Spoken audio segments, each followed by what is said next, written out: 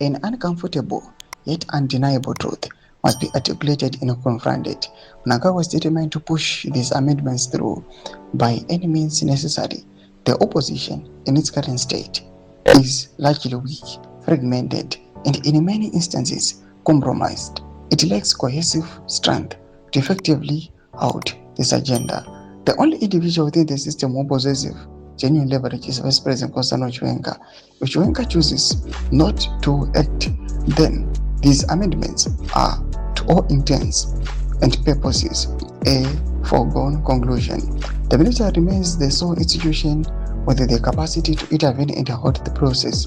If it remains passive, the outcome is predetermined. Zabina mashuka nokuda pangwa ine chinoka kunzi achinomira zvakanaka. Chiwenga must take action about subscribe or like out on the bell icon. There is no utility in sugarcoating this reality. The truth must be told, so that when history is eventually written, it accurately reflects what transpired, how it occurred, and the underlying reasons. Even if Chiwenga were to successfully thwart Mnangagwa's ambitions, Zimbabwe would, in all likelihood, remain under the dominion of ZANU-PF. It would merely represent a shift from one faction to another, from Mnangagwa's to Chiwenga's. The absence of a credible opposition alternative at present leaves citizens with a stark choice to align with whichever ZANU-PF faction they deem more palatable.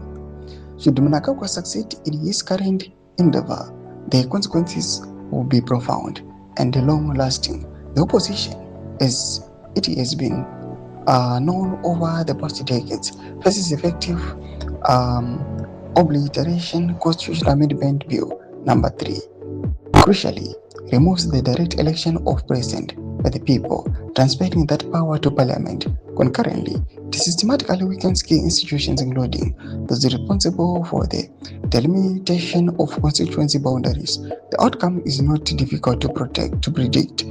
Areas where ZANU-PF enjoys support will likely gain more parliamentary seats, while areas traditionally supportive of the opposition will see their influence diluted.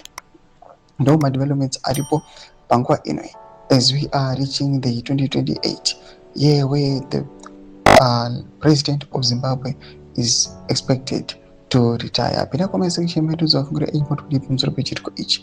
Subscribe or like, catch it on the bell icon.